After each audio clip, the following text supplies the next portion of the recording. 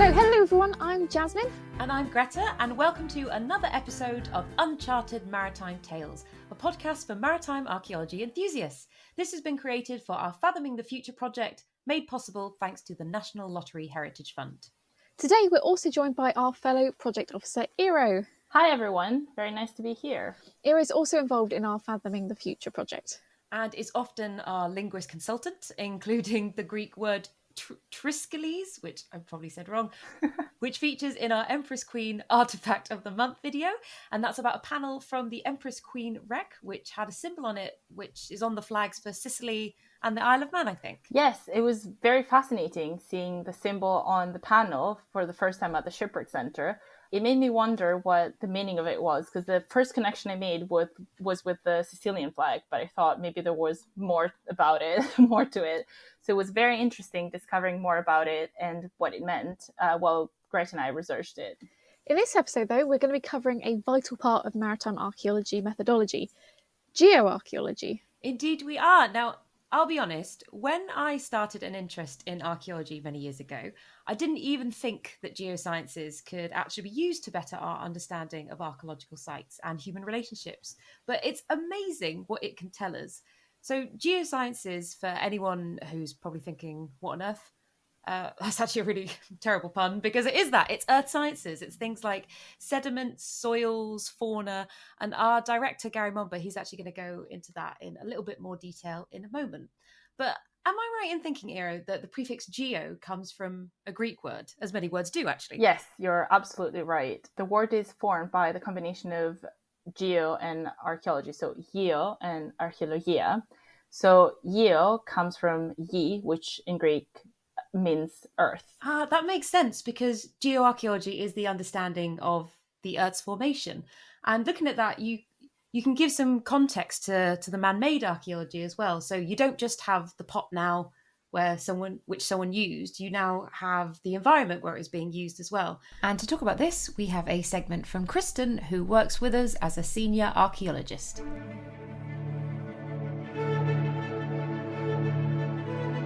So I'm here now with Christin in our Queen's Terrace office in Southampton. Christin is a maritime archaeologist and offshore development manager, so she uses geoarchaeology quite a lot on a day-to-day basis. So Christin, thanks so much for joining me here.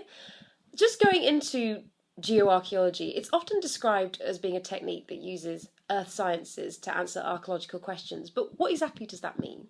So archaeology by definition is the artifacts that people have used in past times, but geoarchaeology focuses on the landscape they lived in, for example. So that's one way of it, looking at really large landscapes and understanding where there's higher potential, because we know people need to live close to sources of fresh water, for example, rivers and things like that. So when you understand and start understanding and mapping the landscape, you can also start understanding and kind of ping a model for where people are more likely to have been using that landscape.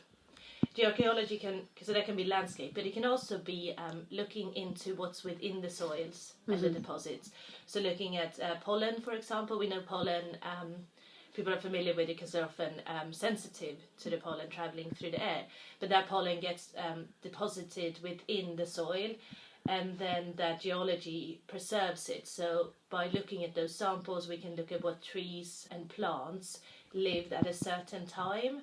We can also look at insects and plant remains as well. We know pollen travels, other things stay within a local area, so then we can pinpoint and say, okay, so this was an area full of fern, for example, at a certain time, and that's what then we expect a certain type of animals to be utilising those resources, and when we have animals, we also have people in the area. So geoarchaeology is quite broad, but it's using the environment, the geology, and what's within the soils to really understand archaeological questions and answer them. So going into more benefits of geoarchaeology, is there anything else it can do to help us understand the past? Is it mostly about landscape and environment, or are there other things it can tell us? So sediment, soils and deposits, they can really be understood kind of like layers of a very fancy tiered cake. So the archaeology has been deposited like the sponge or the icing or the jam within that. So when we look at not only when it was deposited, so not how the cake was baked, really old stuff at the bottom, we got newer stuff at the top. It's not always that simple, because you got rivers cutting through older deposits, for example. You got things forming at different times as a response to changes in the environment. Mm-hmm. So when you understand what the landscape was like, you start to understand what were people like. Mm-hmm. And you can use that for dating as well. And again, with the plants, with animals, all that is kind of preserved within those sediments. So you can look on a broad scale, okay, here was a river, but then go down to the very small, okay, here was an insect of a certain type. Wow. And especially with beetles, we know they are very receptive to environmental and climate change. So a certain type of beetle would only be live at a certain time, so that could be used for dating. Certain animals as well have evolved in ways that we can really pinpoint a date if we have nothing else to look at. Oh wow, that's amazing! I also love your cake analogy. I love the idea of like the icing being the topsoil. It's a new way to look at it. It's really good. Are there any, on the flip side of that though, are there any areas where geoarchaeology isn't as informative? Are there any grey areas where it might not be as helpful? In terms of geoarchaeology, we can't always pinpoint it to archaeology and humans, so the study of past humans. We talk about geology, we talk about deposits, we talk about landscapes. So it's useful, but what I think we always have to be careful with is when we do these big, large studies of landscape, that we don't just repeat what a geologist would say, that we really bring it back to the understanding of humans. But what does that say about archaeology? What does it say about the people that live there? Mm-hmm. And if you then collect the core, a Weiber core or a borehole, and different techniques, boreholes are much deeper, Weiber cores are shallower in general. You can get the answer, yes, we dated, we can look at the pollen, we can look at insects, we can look at the plants, but again, have we actually done archaeology? Or are we doing geology? And I think that's important to bring it really back to have humans interacted with this environment. I remember reading that Historic England described geoarchaeology as helping to understand site formation processes, but what exactly is that, and how does geoarchaeology help with that understanding? So the site formation is if we go back to that cake, is how were those layers built up? Uh-huh. Like when did you put the Smarties inside in a way, and how? So kind of the movements. How did the soil end up where it is now? Was it moved there by water? Was it moved there by wind? Where do we have those rivers or valleys and seas? Where do we have the freshwater resource? And again, bring it back to where would people have lived? And also animals, because we know that food is obviously a very important aspect of life, to stay alive. So people do travel and move where there is fresh water and where there's food. Animals travel to fresh water and food as well, so we have that. And often in geoarchaeology, you do find a lot of remains of microfauna is the small things, so plants and insects and beetles and things like that. But then we have macrofauna as well. The big things, so antlers from Irish elk, which is a kind of big version of elk. We got woolly mammoths and things, and those are often found in deposits that date back to an ice age, where it's something that's found before the archaeology is found, often in quarries and things on land, but also in the deposits that wash in from the seas. And we have a couple of beaches in Norfolk especially, where you can walk along the beach and you can actually find remains from animals just laying on the beach. They're fossilized. Wow. You can find teeth, you can find antlers fossilized, and they are older than Mesolithic. They are can be up to 800,000 years, which is close to Haysborough, one of the oldest site in the UK. Wow. There. And those that evidence mostly comes from animal remains rather than humans. Wow, I just love the idea you can walk down a beach and then just find something that's insanely old and just yeah, brilliant. Well, thank you so much, Christin, for talking with me. That's been the bake-off analogy is it's really going to stay with me. That's fantastic. Good, thank you.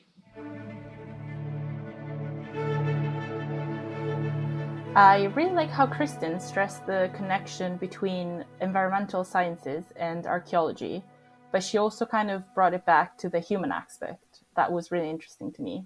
Yeah, absolutely. And I also really liked how she used the cake analogy as well. That really made it quite clear to me. But also what she said about how insects, which only lived at certain times, have been preserved and can actually help with dating a site. That was really interesting. Yeah, it really does help to fill in the gaps if you don't have much man-made archaeology at all. So, for example, we use geoarchaeology quite a lot in places like Boulder Cliff, where we really don't have the same level of man-made artefacts as, say, like a First World War shipwreck. So for those of you who aren't familiar with the site already, Boulder Cliff is a submerged Mesolithic landscape which now lies 100 metres underwater off the coast of the Isle of Wight. It is actually made up of several smaller sites which have been dated to around 6000 BC, and it's produced loads of work flint, timber, and even some string, which is really remarkable. But in order to actually really understand the site, we do rely on geoarchaeology to paint a picture of that environment that these Mesolithic people would have been living in.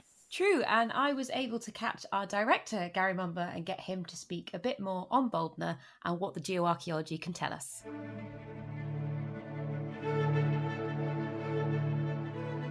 So joining me here is Garry from the Maritime Archaeology Trust, the director. Welcome back, Garry. Thank you for coming and joining us again.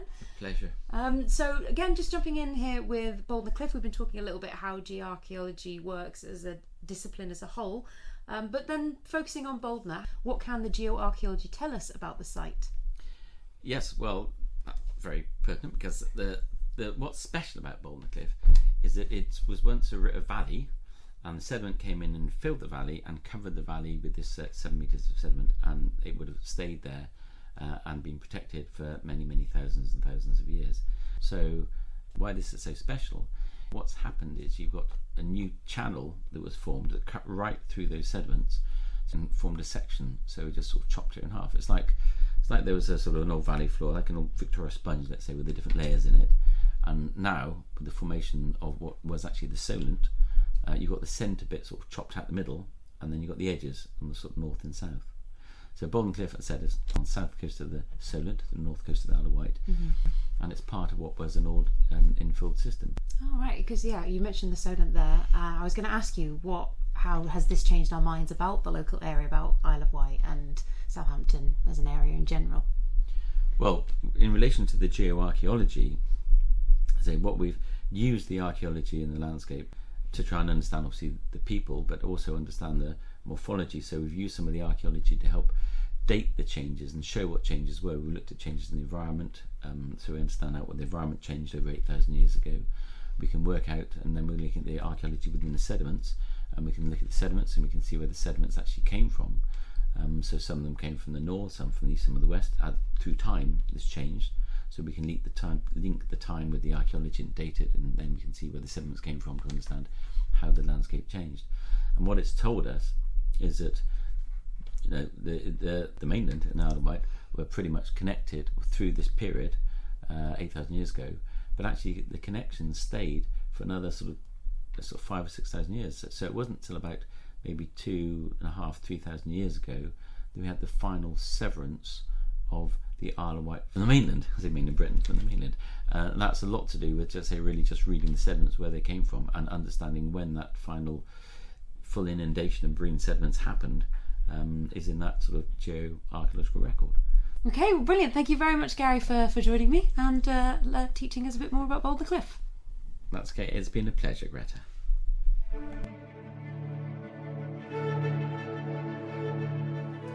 Garry mentioned a bit of geoarchaeology there, and I think studying the changes in the landscape of an area is very interesting because we can understand how the area has changed over time.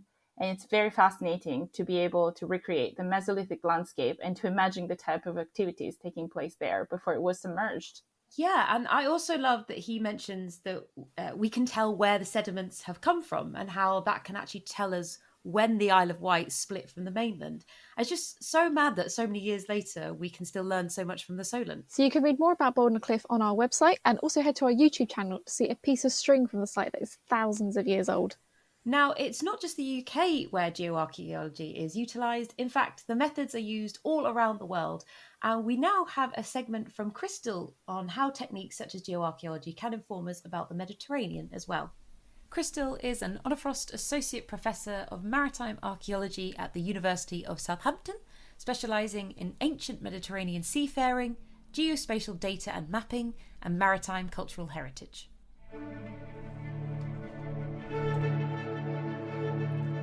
So Iro and I are with Crystal now. Crystal, thank you so much for joining us. Yeah, hi, Greta and Iro. Thank you for inviting me to this podcast. It's interesting because when I was at Southampton Uni, I remember doing the module on Mediterranean seafaring, and I know there's different methods that we use to understand how seafarers lived. You have all these things like ship's cargo, but thinking about it through the lens of geoarchaeology, is there a particular Mediterranean site where opinion was influenced by something like sediment analysis? So yeah, I mean, definitely when we're talking about geoarchaeology, when we're talking about sediment analysis, and this goes hand in hand with any sort of maritime coastal archaeological investigation in the Mediterranean, because of the nature of just Mediterranean kind of history and environment and geography. And there's a lot of sites actually that have, our opinions and what we know about them have changed because of geoarchaeological and sediment analysis. One site in particular, the site that we're currently working at, is Tyre. So it's ancient Sur, which was a Bronze Age, then an Iron Age Phoenician harbor, and later on a Roman and Hellenistic site. So it's quite it's a full maritime cultural landscape site. It's amazing. It used to be an island, and now it's actually connected to land due to when Alexander the Great conquered Tyre. He built a causeway to connect the island to land. And so this is where we're be going and doing some underwater investigation, and we've been doing coring and sediment analysis and all of that, and marine geophysics at the site, because it's a very complex site. So you really cannot understand where the ancient harbors were, because there's one that was in the north side of the island and one in the south. So we don't really know where the southern harbor is. So to try and understand where that southern harbor is, we had to rely obviously on coring, on geoarchaeological analysis, on marine geophysics. So we've done bathymetric survey, and there's loads of teams, actually international teams, that work at the site. We're just one of many other teams, and we work hand in hand with the Department of Antiquities there as well. But really kind of understanding the history of the site, you cannot try and start understanding the ancient, landscape of Tyre without doing some geoarchaeological analysis, because it was an island and now it's connected to land. So how do you get your head around it? We need to understand landforms. We need to understand how that landscape has changed. And there's so many things that go in it. We're talking about sea level change. We're talking about tectonic activity. We're talking about, sedimentation because of the changing environment, that it was an island and now it's connected to land. So the underwater environment is acting differently. So there's a lot of things that we need to try and get our heads around and study, so that we pick out where those ancient activities were taking place. Where was the southern harbor of ancient Tyre during, various points at time, because it might have changed actual location due to the environment as well. Yeah. So Tyre is one of those sites that, is, doing geoarchaeological analysis of really kind of change what we know of it. So geoarchaeology is also helping you see, it's really fascinating because it's helping you see how it changed through time, not just from how it started and how it is nowadays, but also, as you said, is a multi-layered, multi-period site. So that's going to help you see how it changed through time as well. Yeah, exactly. So there's been a series of cores that were taken early on by Christophe Morhange and Nick Mariner, and we've been doing more coring with Gilles Brocard. But basically what this is showing us is that, you get a core, you get the layers of the different sediments and so on, and then you can date them to different periods of time. And then you just try and connect the different cores, the different dates, to see where that landscape was. And sometimes it's very difficult to actually rebuild the whole landscape, because you're not going to get a date from one core that is exactly the same from the other core that is exactly the same from the other core to know where that landscape was at that point in time. But it will give us indications like whether that was a brackish environment, whether it was likely to be a harbor basin, whether it was, a sand environment, so it was likely to be a beach at, a different point in time. And then by just picking those bits together, putting them together, you get a bit of a better picture of how that landscape changed over time. It's like a puzzle that you don't have the final image of. You have to figure it out as you go. Yeah, you will. You will never have the final image. It would be amazing if we could have a final image, just be like, this is how it was. Does that inform how you work then? Do you understand that first and then decide where to go from there? Yes, absolutely. So what we've done is that, first of all, we've done a marine geophysical survey, a wider marine geophysical survey. So we've done swath bathymetry and side scan sonar, and this was around the wider landscape, because with marine geophysics, it's very difficult to try and get into the shallow bits. And it's the shallow bits that is where, that activity was happening and where we want to investigate the potential of the harbor. So we've done a marine bathymetric survey that tells us a bit about the nature of the wider underwater environment. And what we've done next is that we've done a series of new cores around around places where it will likely give us an indication of how the land connects to the underwater environment. Because we have underwater features already that are submerged, but we also don't understand why they are submerged. Is it tectonic activity? Is it, we that connection between the underwater remains and the remains on land, we need to establish. So by coring on land and by coring in shallow bits, then we're able to try and connect these two together and see where is actually the best place. This is what we're doing now. We're trying to establish where is the best place for us to go and start that actual underwater excavation, a bit of looking at those features that are in that shallow environment to establish how they connect to the land remains. So by doing that, we're trying to establish what we're gonna do next.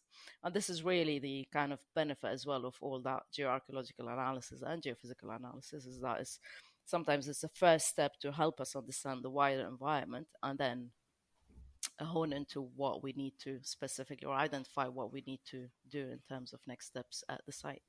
I think what's really interesting that you said is that you're not just focusing on one point on the map. You're analyzing the whole area around the place where you are eventually going to dig. And the analysis is actually kind of indicating and dictating, leading you the way to where to start exploring. Yes, absolutely. And that's, we have to do that because it's such a complex and it's a big site, and there's a lot of archaeological work that's been happening there from, 1920s, starting from Podbar and Onofros, and there's a lot of archaeological work that's been focused on the site. So we need to understand that wider landscape, wider archaeology, what is happening, so that we try and understand where we sit within that. You're not just gonna, we cannot just go and be like, where is the southern harbor of Tyre? We're just gonna decide and go and dig somewhere. It doesn't work that way, because we can keep digging in different places and not actually find anything. Yeah. Even though you said it was an island, it's not actually an island. Yeah. In an archaeological sense. Because it's not isolated, is it? Well, it's very interesting. It's even trying to understand where the kind of boundary of the island was at different points as well in time, because obviously due to sea level, it was an island, and then sea level was rising, and then that island was becoming, smaller in various forms, and then, it was connected to. So understanding that boundary, where we draw the line of the island, is very difficult. Is there a way that this kind of data can also tell us about coastal change and how that may have impacted maritime activities and people's everyday lives in general? Yeah, absolutely. I mean, if you look, I mean, I'll talk about, obviously, I'm originally from Lebanon, so I'm very familiar with our maritime archaeology around the coast. And when it comes to really understanding coastal archaeology, there's no way that you can try and map what happened in the past without looking at, without looking at, how that landscape has changed, both in terms of the sediment, in terms of sea level rise, in terms of, understanding the indicators of where the sea level was at different points in time. So we have a lot of features sometimes around the coast that are rock cut features. And there were features that were potentially part of anchorages of harbors, of just salt marches, of people just cutting these features to and use it for their settlements. So understanding these features and understanding why they are, for instance, on the coast, why they are submerged, what is their function, and all of it is all about looking at that landscape. Because, and especially in the Mediterranean, really, it's not just about sea level rise, sea level change. It's actually tectonic activity, is things things that can happen very differently on two very close by beaches. So the north and south of Lebanon, for instance, you have subsidence in the south and uplift in the north, and you're like, well, it's a tiny coastline. It's not a massive coastline. So you cannot just, and that's why it's difficult actually reconstructing ancient Mediterranean landscapes, because you can't just take a sea level curve as we see them and apply them to the Mediterranean, to a Mediterranean coastline. You need to look at what is happening locally and regionally within that, on that coast. Sometimes I think people just think they can just overimpose maps with different coastlines and say, oh, this is how it changed. But as you said, it's really important to go to like locally to a specific area, because then that is really interesting to see how that impacted, as we said, like everyday life. Because if the coast that was once there is not there anymore, then your life and everyday activities need to be reconsidered and changed. Yeah, absolutely. Yes. I mean, so like, for instance, in Lebanon, there's the Honor Frost Foundation team, the Lebanon team, and they've been doing a lot of surveys along that coastline. And there's other people who get grants as well. And archaeologists, for instance, Nicolas Carayon, he's a geoarchaeologist. And he's been looking at the rivers. Because it's very interesting, actually. So it's not just about, coastal features and harbors and so on. It's in fact looking at that, how that coastal environment connects to inland through rivers as well. And those rivers and river mouths probably were used as anchorages and potential harbors at different points, because they provided that, fresh water. They provided environments that, were better for people to live around. So, but understanding how those rivers have changed, from, let's say, Bronze Age, Iron Age, Phoenician period to Roman period to today is massive. Well, especially when we're talking about, coastal development, about urbanization. It's changed a lot how our coasts look today, and to if we can just erase it and go, it's a difficult task. That's why we have to rely on every single tool that we have on, interdisciplinary research, on geoarchaeology, on geophysics, on the sciences, on marine sciences, because it is people coming together to try and figure out, remap that landscape. Wow, that is amazing. Yeah, how to use so many different aspects of archaeology. Because I think I mentioned this earlier. I always just used to think archaeology was just you find something, an artifact that belonged to a person, and that's its limits. But it's really wonderful, the more I learn about it, to see how, sciences, geophysics, and things like geospatial data can all come and paint more, contextualize really the archaeology that we're finding in the ground as well. I was actually going to ask a bit about geospatial data. So can you actually use that with geoarchaeology to almost like a mock-up of a past environment as well? Yeah, I mean, I don't think we can do much without geospatial sort of mapping and geospatial data, because it is so fundamental to our work today, in terms of just because everything that we do is spatial, isn't it? That's actually I should have specified for anyone who may not know, what would you define as geospatial data? Oof. Sorry, just to summarize that in 2 minutes. Yep. Geospatial data, so basically is data, is any sort of data, is basically a digital representation of is digital information. So it's digital information that have that spatial component to it. It means that we know where it is in the world, and it can be anything. It can be a point data, it can be, this is a site and this is where it is in the world. It can be a line that represents a route or represents a river. It can be a model, let's say an elevation model or a bathymetric model. So what is the depth of that seabed? So all of that, if we know where they are in the world, it means that they are geospatial data. So we can put them on a map, we can know where they are, and it's actually knowing where these things are is important. So it's how we survey, how we grab that geospace, how we grab those coordinates. So, geospatial data is kind of equivalent to things, elements in the world that have coordinates associated to them. Geographic information systems are software that enables us to work with geospatial data, to integrate geospatial data into them, and to be able to store that geospatial data, to be able to manipulate it, to integrate it, to do some analysis. So it can run a lot of, a geospatial analysis on the information that we have, and to be able to represent it, generate a map GIS, Geographic Information System, are what enables us to really work with that geospatial data that we are capturing through our survey methods, that we are capturing through geoarchaeological analysis and through excavation. So being able to add it into a software, whatever we decide to use, being able to interrogate it, be able to kind of, integrate the layers that relate to each other and reconstruct that environment digitally is very fundamental. So, I, I mean, because I teach GIS at the university, I always work with geographic information system.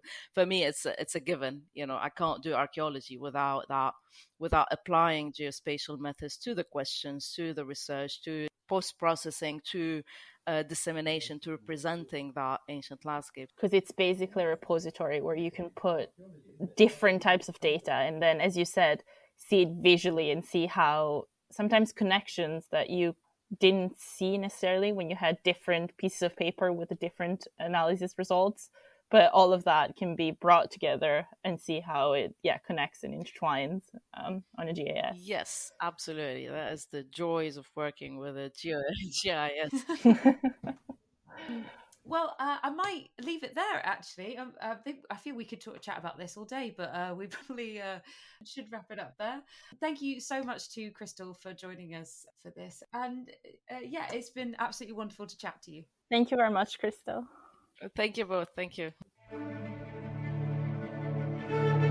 Well, thank you so much to Crystal and Safadi for that segment. It was lovely to hear how geoarchaeology is such an integral part to our understanding of past human existence.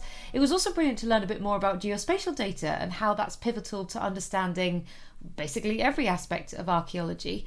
We spoke a bit about GIS there, Geographic Information System, which is a software that archaeologists use quite a lot to understand spatial data. And that leads me quite nicely onto our next segment with Steph Blankshein, who specialises in digital archaeology. So Steph is an archaeologist and a research fellow at the University of Southampton. Steph also has a PhD and her interests are predominantly maritime and landscape archaeology and prehistory. So I'm here with Steph and Iro now. Steph, thank you so much for joining us. We've talked previously with Crystal about software such as GIS, but how can digital archaeology as a whole help to understand past human activities? So digital archaeology, digital methods are essentially just another tool that archaeologists use to investigate the past. It's not unlike using a trowel or if you work underwater, like myself, using a dredge. So we look at it as just another tool to explore the past. And what it does is it enables us to address questions that we wouldn't be able to otherwise. So for instance, we could conduct large-scale analyses. We can move beyond looking at a single site or a single artifact, and we can start looking at multiple sites and even larger regions. And this is important because it helps archaeologists form a more cohesive interpretation by analyzing the relationship between archaeological sites and even between archaeology and environment. And that's really, really important for us to be able to do. So you basically go from the things you find, the analysis you've done, and create a larger picture and put everything together. Yeah, exactly. So what we can do in working in tools like GIS, so Geographic Information Systems, there's this wide range of geospatial analyses that we can conduct. Really, the possibilities are endless, especially with emerging technologies and new software that's constantly being developed. So we could analyze, for instance, the intervisibility between sites. So now we can look at a much broader picture between different communities, between different settlements. We could, for instance, look at the proximity of sites or finds to the coast. So really it's about just having these really interesting, really exploratory questions, being able to bring that all into the digital space, onto a computer, and then, analyze it and work with it in interesting ways. I think what's really interesting about what you're saying is that you're using digital tools, but you're kind of bringing it back to the human level, because then the intervisibility is going to tell us more about how the various sites were interacting with each other. And that then means that we know how the communities were interacting with each other. Yeah, exactly. For for instance, my doctoral thesis, my research was looking at the Neolithic in the Western Isles of Scotland. And typically, you might work on a single settlement or maybe a single material such as pottery. And what I was able to do was actually look at the entire archipelago. And this is a over 200 kilometer long archipelago island chain.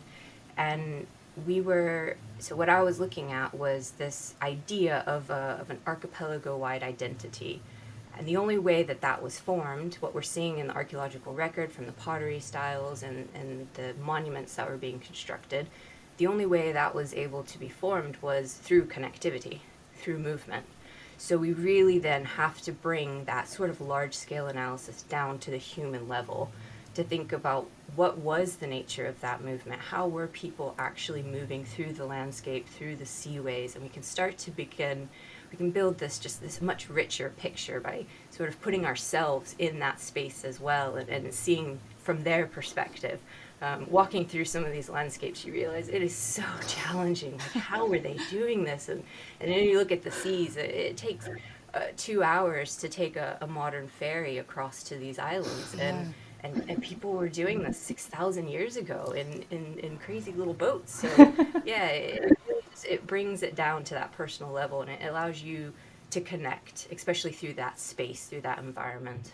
Oh wow, it's wonderful that you get that appreciation, like you say, going, oh, they did these in these tiny boats, and yet we sit on a ferry and complain about, oh, it's taken forever to get over there. It's just absolutely amazing.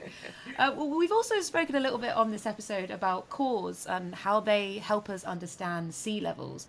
But how do cores then enable us to understand things like lake levels, and how can we reconstruct lake levels? So that's a really good question. It's also a really tricky one.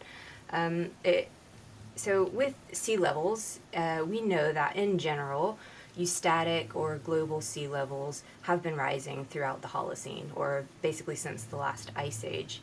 And of course, there's a lot of variability in this. The actual nature of change will be quite localized, and it's based on a number of small-scale factors, such as geology and topography, but it's also based on a number of larger-scale factors, such as isostatic adjustment, or basically the up and down movement of continents. But once you incorporate these factors, you begin to get a sense of these longer-term trends in sea levels. With lake levels, it's a lot more complicated. They will, of course, be affected by many of the same factors as sea levels, but lakes are also highly susceptible to changes in climate. And that becomes really, really tricky when you want to then reconstruct those lake levels through time. So, of course, there are cyclical, seasonal fluctuations. For instance, a lot of lakes will have lower water levels in the winter and higher in the summer, or whichever period you get more rain. So you'll have that sort of seasonal fluctuation, but then you also have these completely sporadic, unpredictable fluctuations, such as a period of drought, as we've seen over the past couple of summers, or a period of heavy rain, as we've seen quite recently. And these will cause the levels to fluctuate at such a minute scale, at such a small temporality, that being able to unravel that from a core is actually really, really tricky. So for instance, we've been working on a site on an island in a lake for many years. And over time, we go back at about the same time every year in July, and lake levels are broadly the same. So we've never really thought otherwise. Now, this past summer, we were out in April and we came back in July. Between April and July, lake levels had risen nearly 40 centimeters. We'd never seen them that high. Then, in a 24-hour period of really heavy rain, they rose another 40 centimeters. We come back out to site the next day and the entire island is flooded. Our terrestrial trenches are just completely flooded. There was no way that we could have predicted that, which means that then, if you're looking like we are nearly 6,000 years in the past, how could you possibly reconstruct that as well? So it becomes really challenging. But what I think perhaps lake cores tell you the most is how difficult it is to reconstruct lake levels. The cores that we've been taking, I would say what they have shown us is that actually it's not really necessary to reconstruct lake levels. that in fact what we're seeing is that the levels today are broadly similar to what they were 6,000 years ago. Oh, wow. That is not the answer I thought you were going to.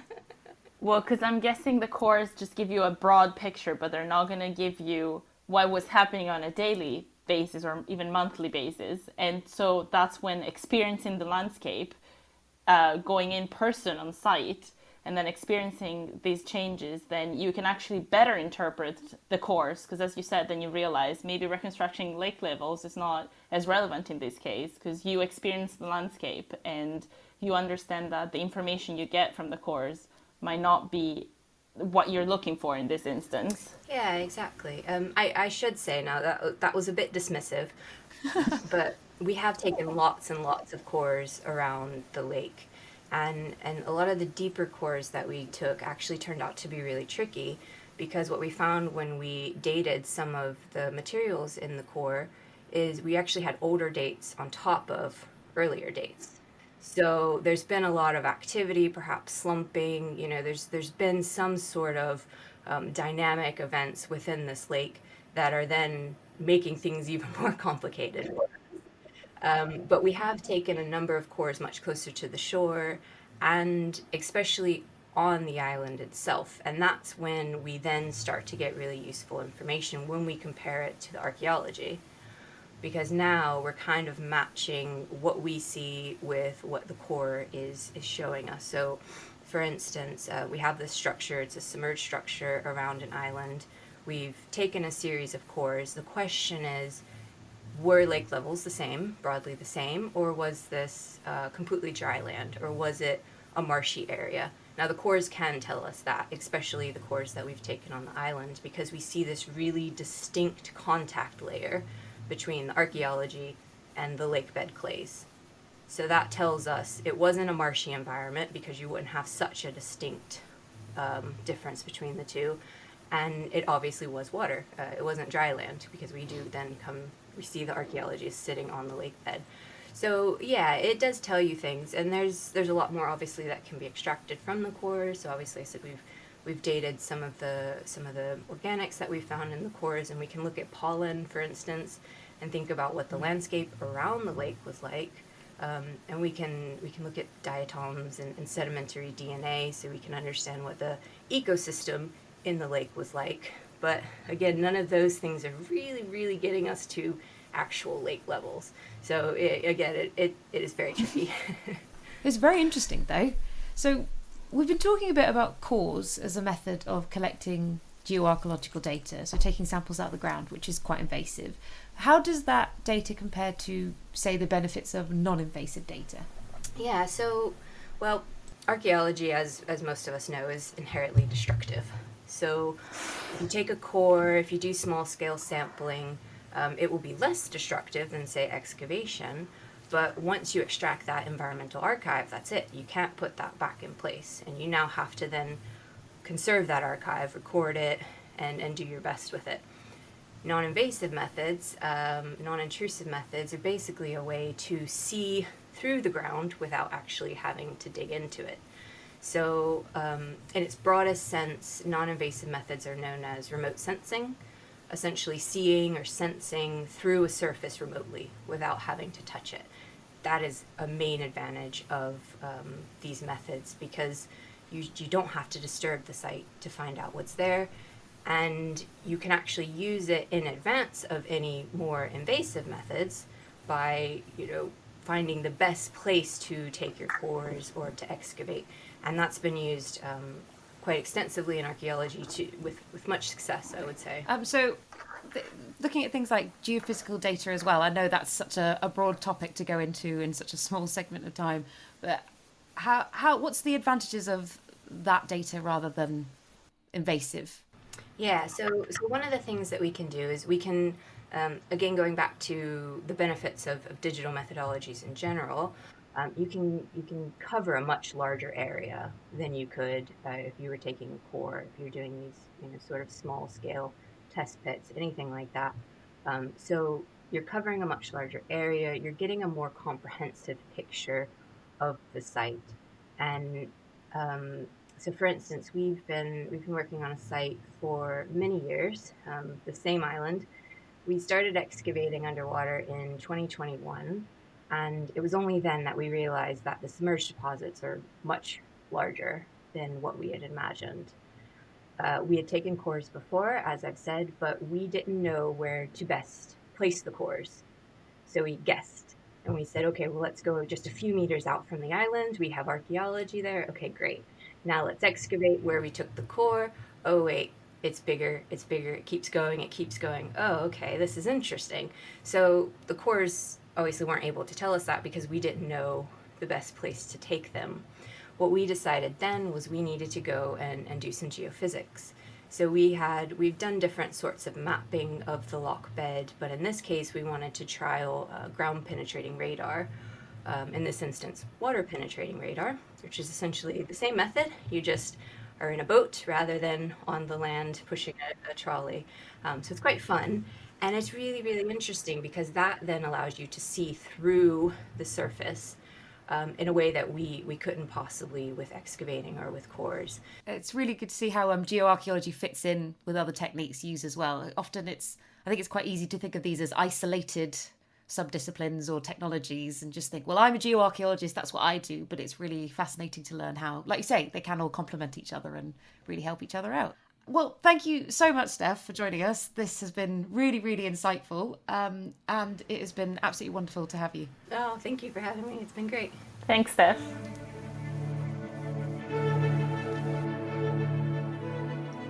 Well, I think that's might be all we have time for today, but thank you so much for joining us for another episode. Thank you also to our guests Christin, Garry, Steph and Crystal for their various insights on geoarchaeology. This has been Uncharted Maritime Tales. See you next time.